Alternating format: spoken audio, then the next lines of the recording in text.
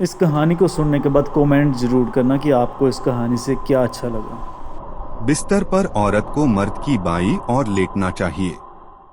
हम सभी काम अपने दाएं हाथ से करते हैं, मर्द का दाहिना हाथ खुला रहना चाहिए। सोते समय औरत की आदत होती है वह मर्द का कंधा बाजू या छाती पर सर रखकर सोती है। बाएं बाजू या कंधे पर और अपने सर रखा हो तो आदमी का दायां हाथ फ्री होता है, जिससे मर्द को औरत को सहलाने, उसके बालों में उंगलियां चलाने में कोई मुश्किल नहीं आती है। औरत भी यही चाहती है कि मर्द उसे सहलाए, उसकी सारी थकान उतार दे। मर्द औरत की और बाईं करवट लेता है, तब मर्द की दाईं नास ऊपर की तरफ होती है। इससे श्वास आने जाने में दायां स्वर चलता है, इसे सूर्य स्वर कहते हैं। इससे शरीर में गर्मी बढ़ती है, जो मर्द के स्वास्थ्य के लिए बहुत जरूरी है। औरत जैसे ही पति की तरफ मुख करती है, उसका बायां स्वर चलता है।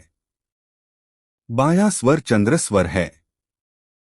इससे औरत अंदर शीतलता बढ़ती है, जो औरत के स्वास्थ्य के लिए बहुत जरूरी है।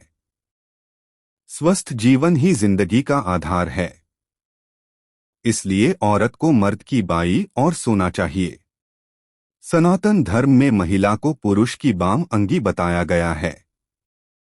बाम अंगी होने का मतलब होता है कि महिला पुरुष की बाएं भाग का हिस्सा होती है। और यही कारण है कि धार्मिक चित्रों में शिव के बाएं पार्वती खड़ी रहती हैं, राम के बाएं सीधा खड़ी रहती हैं, विष्णु के बाएं लक्ष्मी खड़ी रहती हैं। आता है या पूर्व में ही निर्धारित है कि महिला को पुरुष के लेफ्ट में स्थापित होना चाहिए।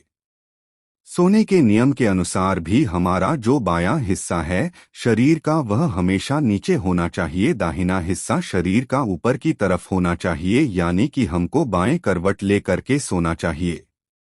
इसका वैज्ञानिक कारण भी है। जो हृदय होता है वह हमारे बाएं भाग में स्थित होता है। बाएं भाग में स्थित होने के कारण रक्त का संचरण जब हम बाएं होकर के सोते हैं तो पूरे शरीर में बराबर होता है।